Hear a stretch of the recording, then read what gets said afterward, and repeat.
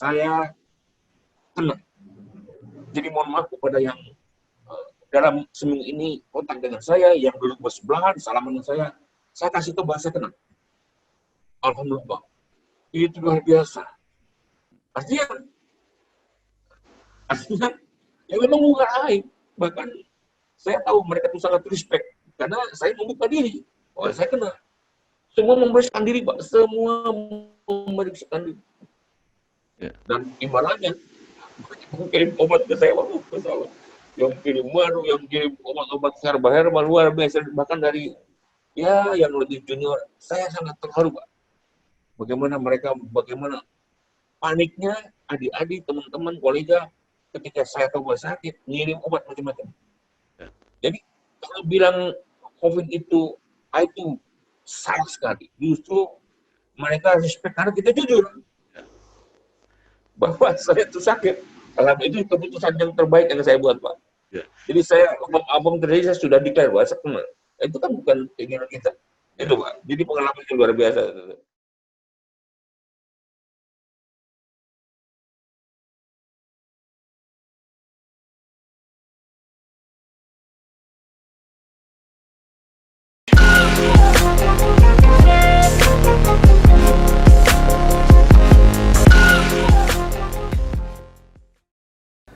Assalamualaikum warahmatullahi wabarakatuh. Waalaikumsalam warahmatullahi wabarakatuh. Bersama saya Bambang Sadono di channel Inspirasi untuk Bangsa. Mudah-mudahan channel ini bisa mendiskusikan masalah-masalah aktual secara jernih, berimbang, dan arif. Saya sudah bertemu dengan seorang tokoh, Bapak Dr. Insinyur Teddy Suratmaji MSc, seorang pengusaha, paling tidak mantan pengusaha, pernah aktif juga di politik, tentu sekarang banyak aktif di kegiatan kemasyarakatan. Antara lain saat ini pengasuh pondok pesantren Minhajurus Rosidin, nanti tolong diperbaiki kalau saya salah, Pak, di Pondok Gede. Dan di kegiatan olahraga juga aktif sebagai Sekretaris Jenderal Persekutuan Pencak Silat Antar Bangsa. Nah, kali ini saya akan mengajak berdiskusi dengan beliau mengenai pengalaman beliau terpapar COVID-19. Karena sekarang banyak sekali masyarakat yang mengharapkan motivasi dari yang berpengalaman langsung. Karena rasanya COVID-19 ini makin hari makin meningkat terus. Nah, Pak Teddy, bagaimana pengalaman Bapak? Saya mendengar sampai 36 hari harus bed rest, harus istirahat karena COVID. Monggo, Pak. Baik. Assalamualaikum warahmatullahi wabarakatuh. Jadi kejadiannya itu pada akhir bulan Juni, awal Juli. Saat itu Surabaya kan sedang merah tuh. Ya. Nah, kebetulan kami dalam perjalanan hibah pulang dari Surabaya kembali ke Jakarta. Ini cerita Bapak ya. Ya. Nah, kemudian waktu itu saya bertiga di dalam mobil dari Surabaya ke Jakarta. Nah, salah satu daripada penumpang itu kebetulan juga senior saya, itu sejak siang itu sudah pusing, mual, macam-macam. Nah, bayangkan waktu itu kan kita tidak naik pesawat, Pak, karena waktu itu kan sulit sekali kalau pakai pesawat. Jadi jalan darat Surabaya Jakarta. Nah, sampai di Jakarta hari Sabtu pagi, Pak. Minggu pagi. Itu minggu pertama bulan Juli ya. Kemudian waktu itu kita bisa.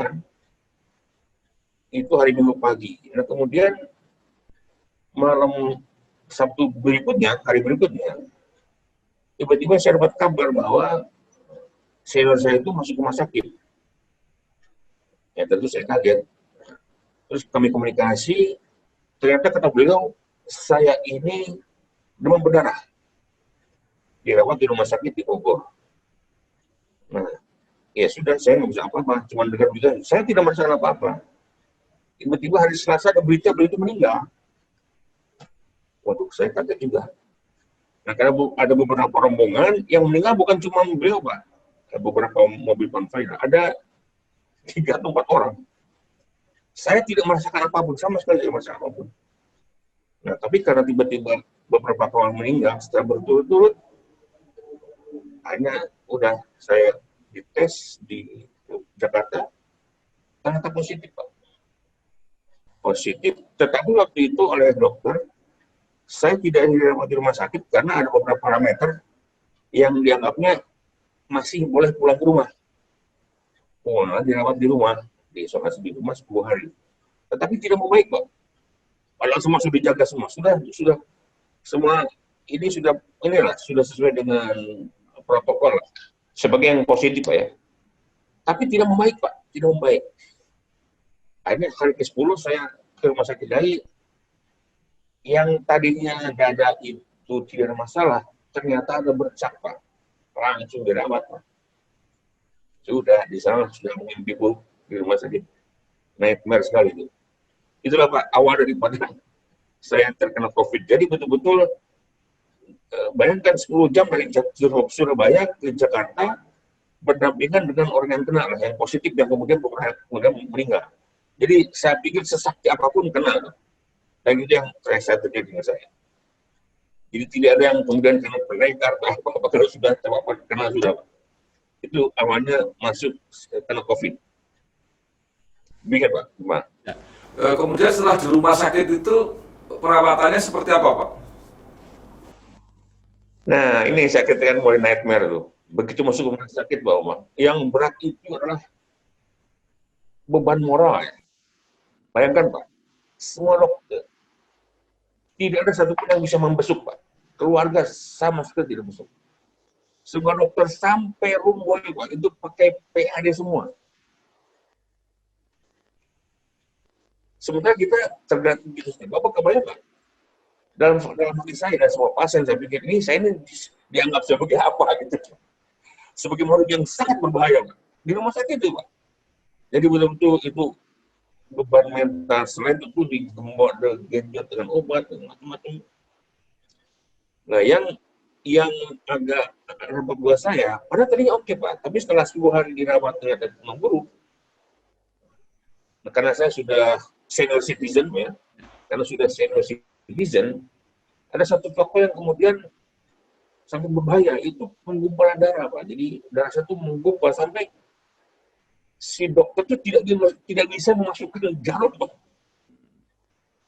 Tidak bisa narik darah, saking kentalnya. Akhirnya saya diberikan namanya itu suntikan apa tuh yang ada diberikan injeksi metode yang tidak boleh lepas 24 jam. Itu Masya Allah. Udah, pokoknya selama 12 hari terus dikontrol setiap hari, macam-macam luar biasa. Jadi betul-betul belum lagi setiap malam ada orang di sana yang teriak-teriak, ada orang di sana ada sendiri karena dia sudah merasa. Ada di kamar pasien sana yang panggil orang tuanya, karena tidak ada yang bisa datang, tidak bisa masuk. Itulah suasananya yang namanya di rumah sakit COVID. Ya. Tapi kan satu kamar sendirian, Pak, itu, Bapak? Sendirian, Pak. Ya. Nah, kebetulan saja. Kebetulan istri saya juga dokter dan bertugas di sana. Beliau pun tidak bisa besok saya, Pak. Tidak bisa. Ya kan, karena sudah sama-sama dokter umurnya sudah senior. Tidak bisa, Pak. Nah, kebetulan karena itu kemudian ada ruangan kosong, kebetulan sendiri. Saya memang yang nggak tahu gimana caranya, karena itu kan istri saya yang orange. Nah, tapi di kamar lain itu beberapa orang, Pak. Nah, terus yang saya juga sangat ini ya. Saya kan dikunjungi sama suster kepala. Dia cerita, Pak, setiap 2 minggu beliau dites swab. Bapak bayangkan setiap 2 minggu. Ya karena kontak terus dengan ini kan, dengan pasien-pasien. Makanya hari ini saya dapat berita hari ini. Kemarin dulu kan Profesor Odang Hawari, dokter terkenal di Bandung, itu meninggal. Pada hari yang bersamaan, Pak, ada 8 dokter lain meninggal bersamaan, 9 kalau di Indonesia ini. Luar biasa, Pak. Nah, Pak Teddy, saya mau tanya sedikit. Itu Bapak kan berarti sudah positif, sudah beberapa hari di rumah, itu keluarga tidak ada yang terpapar, Pak? Enggak Pak, karena saya diisolasi. Kebetulan saya ada, ya kebetulan di tingkat paling atas, sendiri aja satu lantai itu. Oh, Nggak ada yang bisa naik ke atas. Dan tidak boleh, tidak boleh. ya, Aduh, luar biasa lah. Pokoknya luar biasa. Betul-betul terasing sama sekali. Betul-betul terasing. Karena tidak boleh kontak. ya. Itu kalau melihat lamanya Bapak di rumah sakit, itu mulai membaik setelah hari keberapa, Pak? Ya, setelah hari tes, karena kan begini, itu kan monitor terus, temperatur, kemudian oh, respirasi oksigen, tiap hari kontrol, Pak. Tiap hari. Nah, kemudian ketika pada mulai ke-10, itu mulai ada semakin membaik. Nah, terus, dan itu harus 2 kali tes positif baru bisa keluar. Yang pertama positif, ditunggu lagi beberapa setelah negatif 2 kali baru bisa keluar. Itu setelah hari ke-12, itu diubah. Bahkan waktu itu kan ada obat yang sekarang mulai dijual tuh, kan saya nggak terlalu concern namanya itu. Bahkan saya sempat diminta persetujuan untuk dijadikan percobaan tuh, coba obat tuh.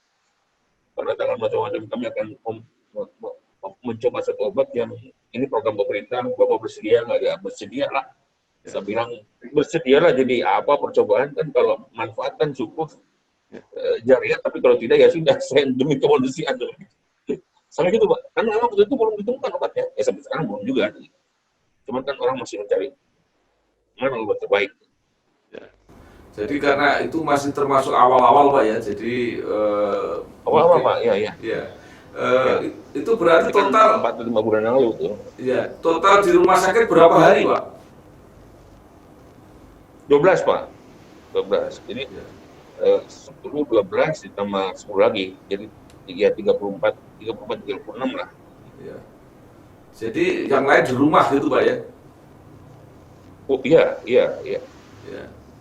Nah, terus setelah mengalami pengalaman itu, Pak, itu pelajaran apa yang bisa dibagikan?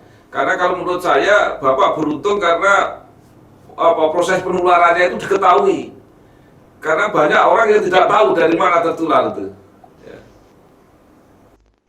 Ya, ini di sini saya sangat prihatin, Mbak. Masih banyak masyarakat kita yang masih itu menganggap itu adalah hoax. Masih tidak percaya, Pak. Nggak usah jauh-jauh lah. Masih banyak yang tidak percaya bahwa itu ada tuh. Tapi juga bukan di kita saja, Pak. Saya kan monitor terus nih. Di Jerman, di Inggris pun orang masih demonstrasi, Pak. Bahwa itulah hanya oksimor. Jadi masyarakat dunia itu masih banyak yang tidak percaya, Pak. Ya. Karena dia tidak melihat sendiri.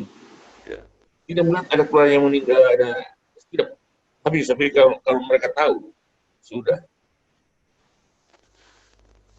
Jadi ya pelajaran saya yang, tapi bagaimana Pak? Seperti sekarang, siapa sih yang tidak kenal Pak Anies? Bagaimana upayanya, tanpa penjagaannya? Kena juga, Pak. Nah, iya. Kenapa? Karena sehebat apapun, Pak, sehebat apapun penjagaan diri, tapi kalau di satu titik kondisinya drop, kenapa? Ya. Masuk sudah. Ya. Walaupun hebat penjaganya. Nah, kalau pejabat publik seperti Pak Anies kan mungkin 24 jam Pak tuh. Ya. Berhubungan dengan masyarakat. Sebelumnya Pak Sekdanya Pak Saiful itu luar biasa. Tokoh yang sangat baik, sangat disukai masyarakat. Awalnya Pak Saiful Pak, itu luar biasa tuh. Meninggal juga. Yang mudah-mudahan si Pak Anies mudah-mudahan survive ya. Sebelumnya Pak Wagubnya Pak Patria di DKI. Selang beberapa hari kemudian Pak Wagubnya yang menang. Bayangkan Pak. Bayangkan itu. Itu tidak yang kebal. Ya. Pak Teddy, Bapak kan pengalaman di bidang usaha. Ini kan kontroversinya antara lain di situ. Apakah mau memfokuskan pada kesehatan atau juga memberi peluang kepada kegiatan bisnis? Ini kalau menurut Bapak sarannya apa? sebetulnya kalau menurut saya, ya tentu sehebat apapun bisnis peluang, Pak. Tapi kalau orang itu pada mati pada itu gimana? Semestinya kan disaatkan dulu baru bisa kemudian ekonomi baik. Cuma masalahnya, dan ini tidak di Indonesia saja, di mana-mana. Itu antisipasinya itu daripada pemerintah, saya pikir harusnya kan sejak awal. Sejak awal itu dibunuh dulu nih, diminimalisir dulu nih, sehingga kemudian ekonomi bisa membaik tuh. Tapi kan ya kita semua tahu kan tidak demikian. Tapi kembali, bukan hanya di Indonesia, Pak. Kita tahu di Amerika bagaimana, Pak. Itu lebih gila lagi di Amerika tuh, Pak. Iya. Antara presiden yang sedang berkuasa sekarang luar biasa, Pak. Ignorasinya terhadap COVID ini luar biasa. Jadi gimana lagi? Kita ini berhadapan dengan suatu makhluk yang boleh dikatakan seperti apa ya? Masih mendingan kentut, Pak. Kalau kentut kan itu datang. Minimal kejam ini kan tidak, Pak. Iya. Masih mendingan. Kalau orang kentut kan orang bisa menjauh. COVID kan tidak. Dan mohon maaf, Pak, mungkin yang pertama pejabat publik yang kena itu kan Amir Sambodo tuh. Ya. Amir Sambodo itu adalah salah satu staf khususnya Menteri Perdagangan.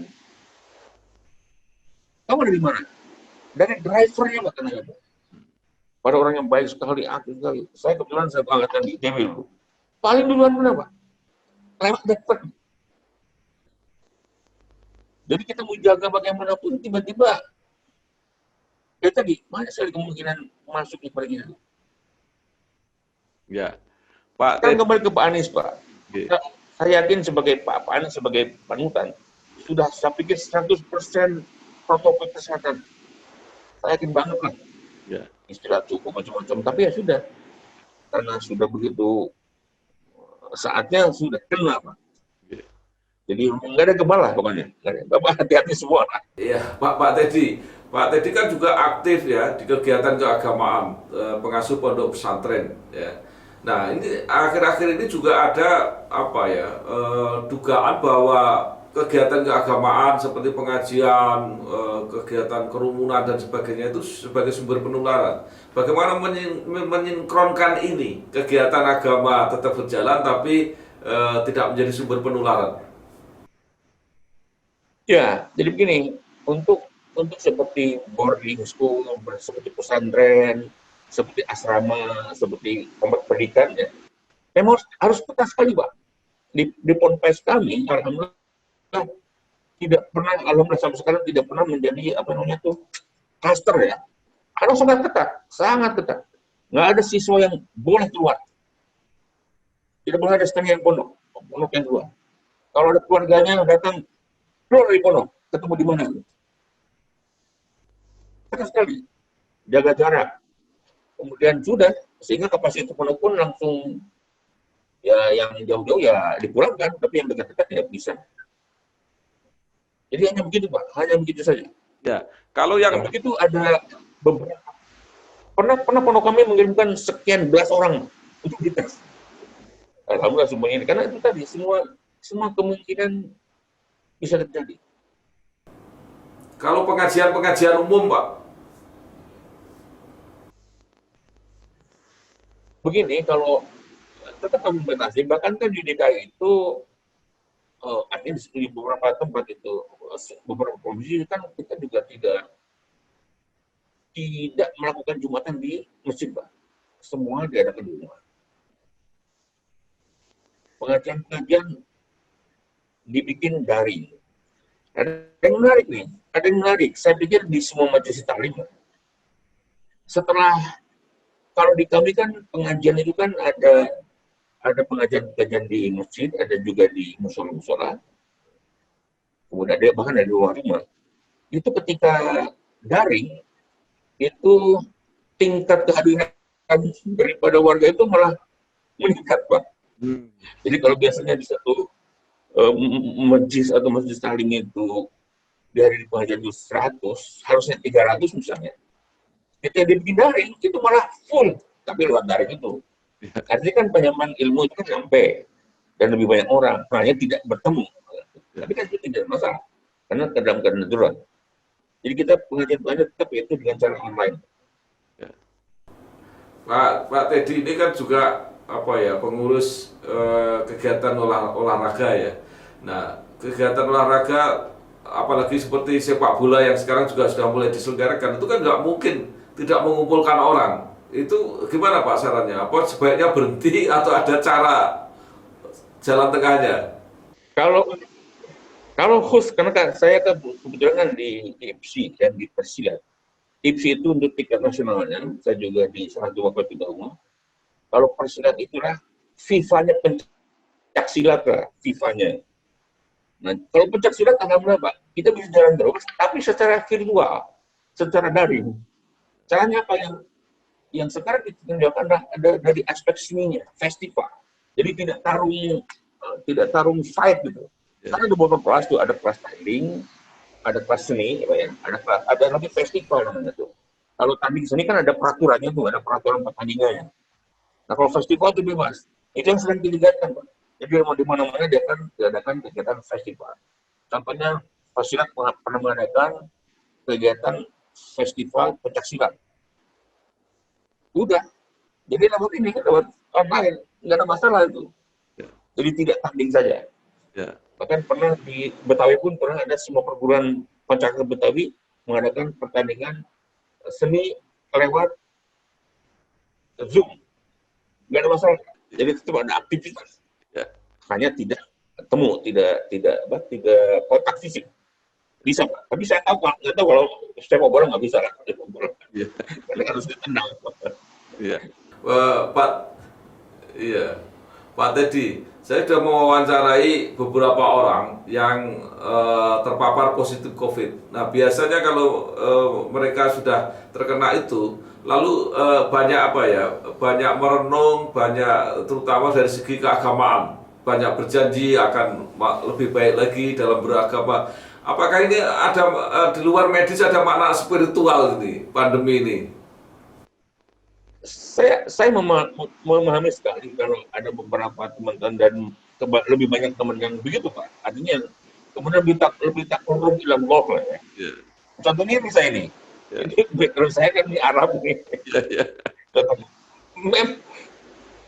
Pak itu pada saat COVID Pak itu antara batas dengan malaikat hijau yang datang itu tipis banget Pak. Udah tipis banget. Saya merasakan banget. Betul masalah sekali. Kenapa? Karena itu tadi dari awal kan saya katakan Pak, kita ini di rumah sakit dianggap sebagai apa coba Pak? Dianggap sebagai makhluk yang sangat berbahaya. Jadi kalau kita ini udah deket banget dengan kematian loh. Jadi wajar sekali kalau kemudian bisa menjadikan yang sembuh itu jadi lebih takarrub. Bahkan bersyukur yang lain sudah dalam baka semua. Di kompleks saya suami istri meninggal Pak, baru minggu lalu.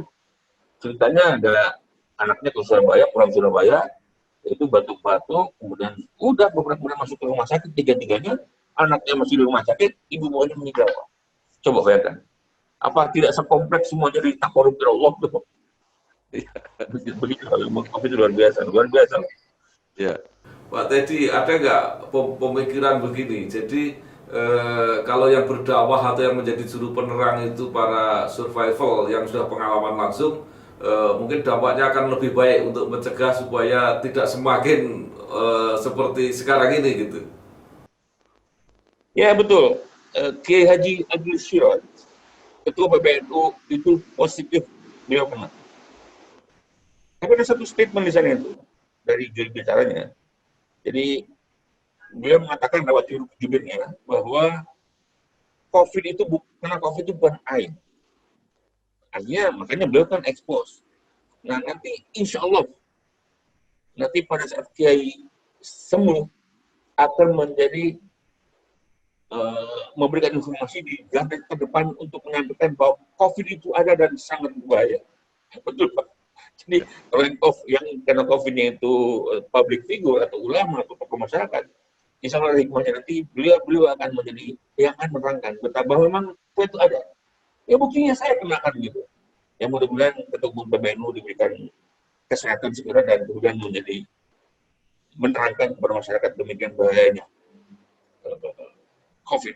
Pak Anies mudah-mudahan segera sembuh, nanti bisa menyampaikan bahwa COVID itu betul-betul ada dan betul-betul berbahaya. Dan batas antara kena dan tidak wafat itu sangat tipis sekali dan sangat cepat, Pak. Ya.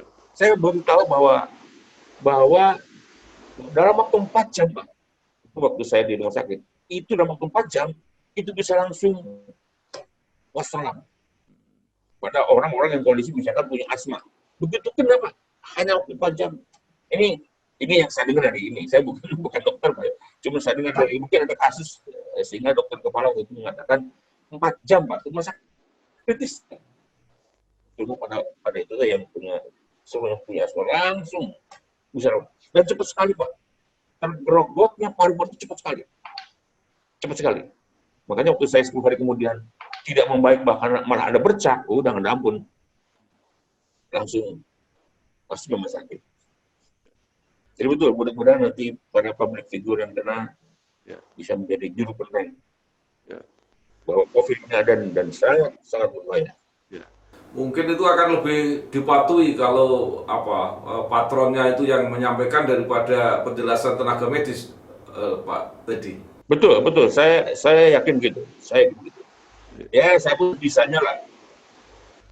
Nah, yang satu lagi yang saya sangat terharu ya, itu begitu, kan begini, Pak.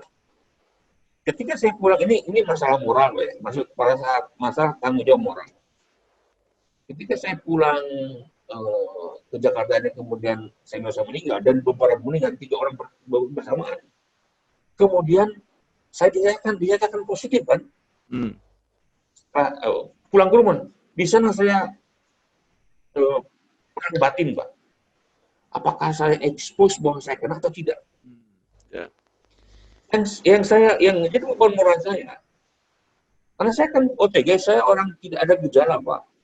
Nah, pada saat dari mulai hari Minggu pagi sampai Sabtu berikutnya, saya mengadakan beberapa kali rapat, Pak.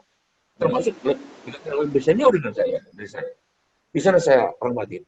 Apakah saya expose? Karena waktu itu masih ada anggapan bahwa COVID itu aib. Ya. Begitu. Dianggapnya sebagaimana AIDS atau HIV, Pak. Saya pernah. Nah, kebetulan ada teman lain yang ujug-ujug mempublikasikan saya sudah sembuh. Dan saya tahu dia tidak memberitahu bahwa itu sakit. Jadi pertanyaan, apakah saya mencontoh dia tuh yang tiba-tiba dia sembuh tanpa bilang dia sakit, atau saya deklarasikan bahwa saya kena nih. Hanya saya putuskan, Pak, saya deklarasi saya kena. Jadi mohon maaf kepada yang dalam seminggu ini kontak dengan saya, yang duduk bersebelahan, salaman dengan saya kasih tahu bahasa kena. Alhamdulillah, Pak. Itu luar biasa. Artinya ya memang bukan aib. Bahkan saya tahu mereka itu sangat respect karena saya membuka diri. Oh, saya kena. Semua memeriksakan diri, Pak. Semua memeriksakan diri. Dan imbalannya kirim obat ke saya, waduh, masalah. Yang kirim madu, yang kirim obat-obat herbal luar biasa, bahkan dari yang lebih junior. Saya sangat terharu, Pak. Bagaimana paniknya adik-adik, teman-teman, kolega ketika saya tahu bahwa sakit, ngirim obat macam-macam. Jadi kalau bilang COVID itu salah sekali. Justru mereka respect karena kita jujur bahwa saya itu sakit. Kalau itu keputusan yang terbaik yang saya buat, Pak. Jadi abang terjadi, saya sudah declare bahwa saya kena. Itu kan bukan keinginan kita. Itu, Pak. Jadi pengalaman yang luar biasa. Jadi kesimpulannya, kalau seseorang, apalagi para tokoh yang banyak bergaul dengan orang banyak, kalau terkena sebaiknya menyatakan terpapar, gitu Pak ya? Betul, seperti yang diperbuat oleh Ketua PBNU. Seperti yang diperbuat oleh Anies kemudian. Kalau ke Pak Said Agil kan lewat juru bicaranya. Kalau Pak Anies rekaman video, Pak, mengatakan belum sakit. Tapi OTG tanpa gejala. Harus begitu, Pak. Nah, sehingga kemudian semua yang pernah berhubungan dalam beberapa terakhir segera memeriksakan diri. Ya. Baik, Pak Teddy, mungkin masih ada apa pesan-pesan atau yang ingin disampaikan kepada masyarakat, kepada publik, apa yang sebaiknya untuk yang belum terpapar dan apa yang sudah terlanjur terpapar?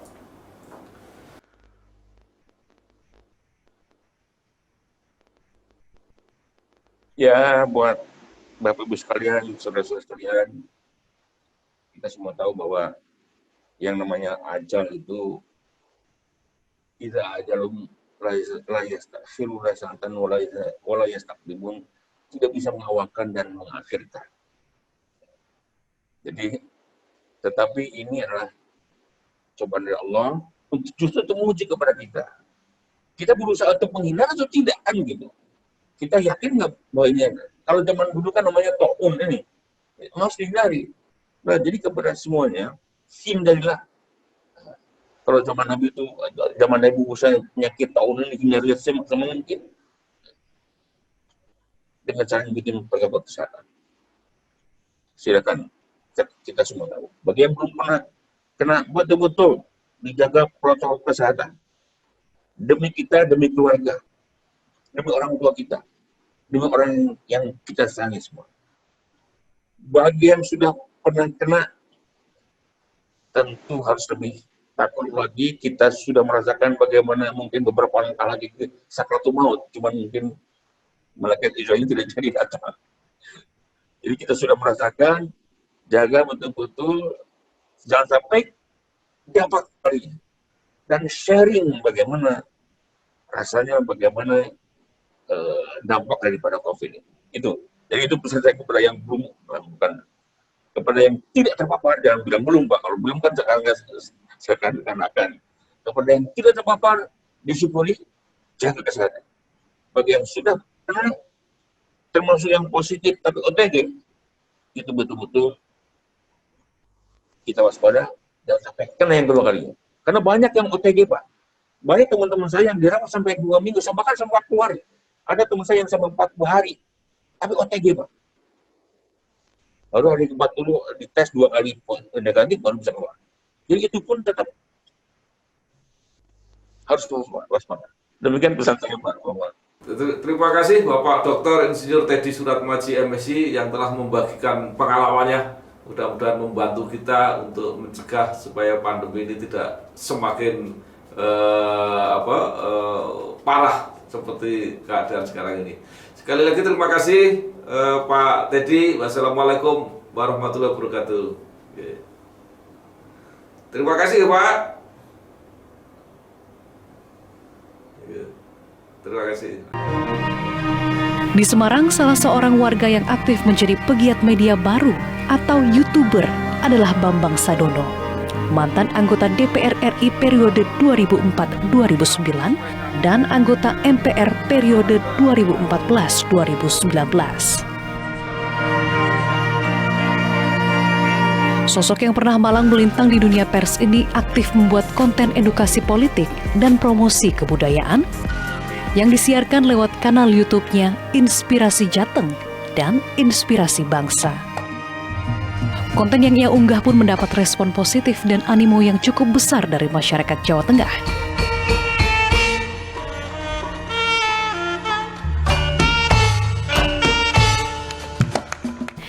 Hingga kini, Bambang Sadono telah mempublikasikan lebih dari 50 video dengan 39.000 pengikut.